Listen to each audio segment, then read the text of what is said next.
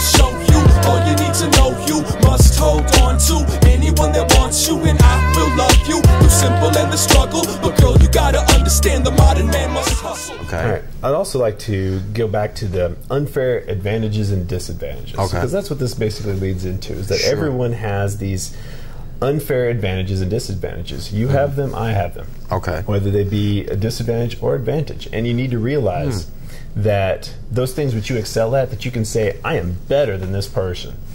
That was granted to you by circumstances. And when you see the same thing in that I am worse than this person in this certain perspective, that was granted to you by circumstances. So in a way, you can't really feel all that bad, and you also can't really lord things over people.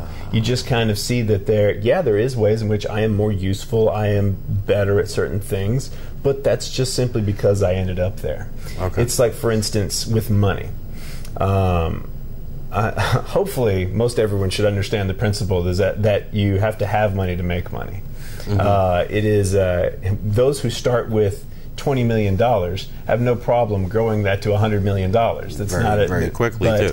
But those of us who start much lower can't ever seem to get over that hump. It's because, because they have made all this money on the stock market or whatever, they've made this big fortune, does that make them somehow better than those who haven't, who still to this day can't rub two pennies together? No. It's the farthest thing from it.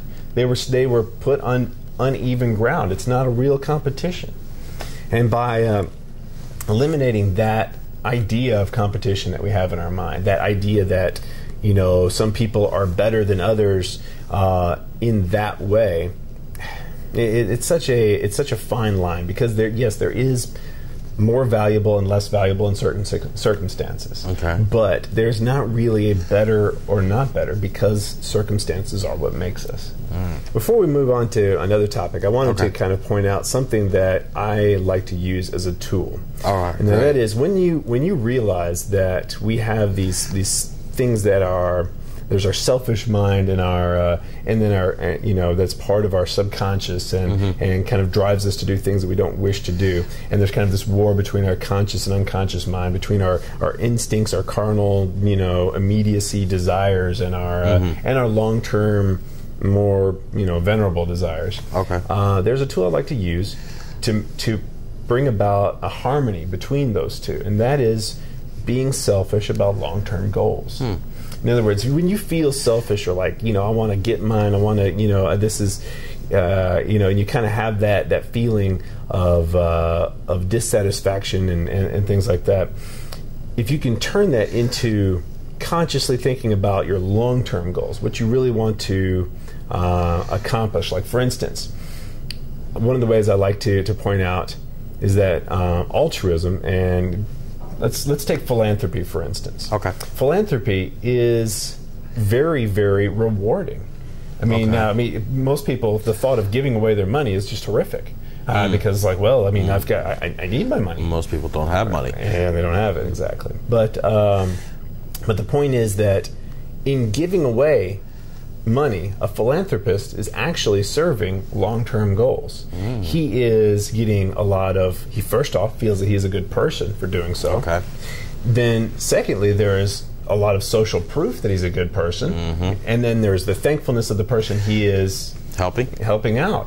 And so in that way, you can take that selfishness of, I want to be happy, I want to be recognized, I want to be seen as special and good, and I want to see myself as special and good, and that a lot of times can be expressed in a very bad way. But by taking it and attaching it to a long-term perspective type of thing, we can use that selfish part of us to accomplish something good and to accomplish our long-term goals. And that is,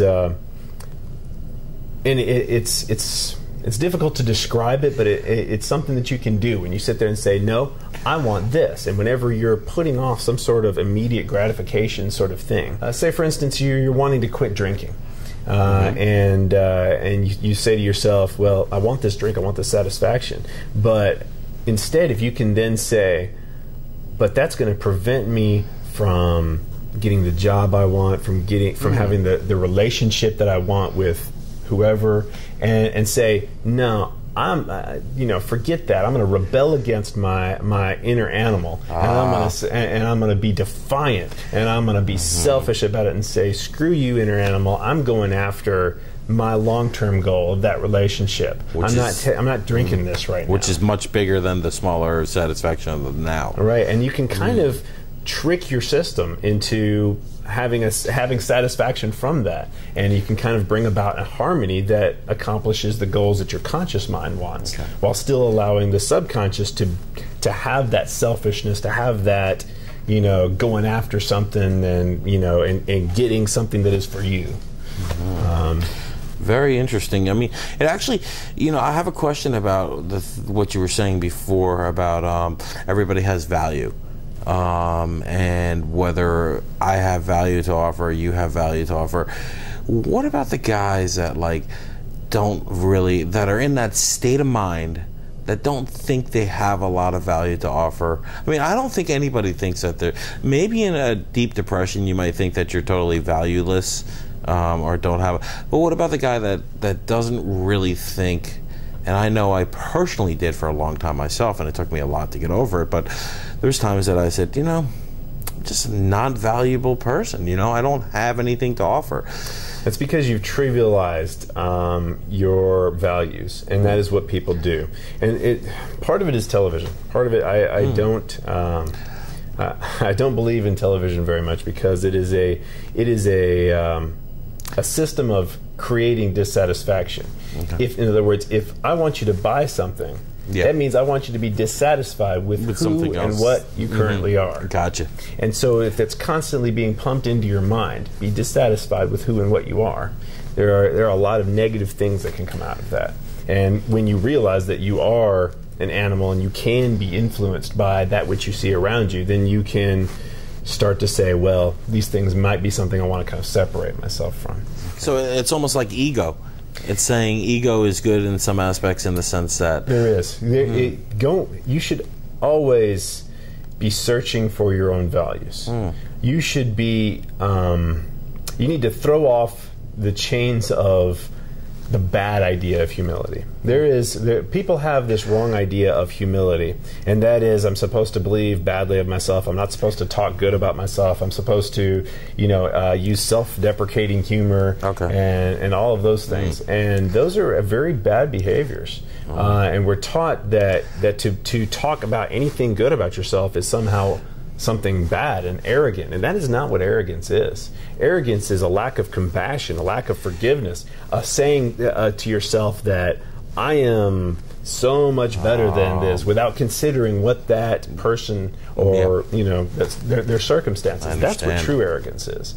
And but to recognize your values and say, I'm a funny person, I get along well with people, I try my best to help others, I try my best to be courteous. Even those things which you think of as just common and not all that important, it's important to look at those and say, no, there are many people who don't do that.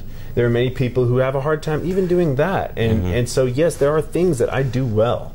And focusing on those, and even I recommend affirmations, verbal affirmations. Sure. Like, for instance, that's why I also have a big problem with, in psychology they call it self-talk. And that is self-deprecating humor is the edge of it. It's like, oh, I do this, or oh, I am this, or oh, I am that.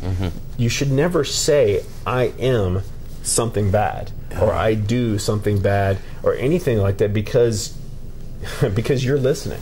As strange as that sounds, you listen to yourself, and you believe a lot of what you say. And if you're continually saying, yeah, well, you know me, the screw up, you know how I do this, you know how I do that. Did that for many years. Then you are saying its truth and reinforcing your belief system about it. And instead, you need to break down those beliefs. You need to instead be talking about the things. No, I do this very well. I do that very well.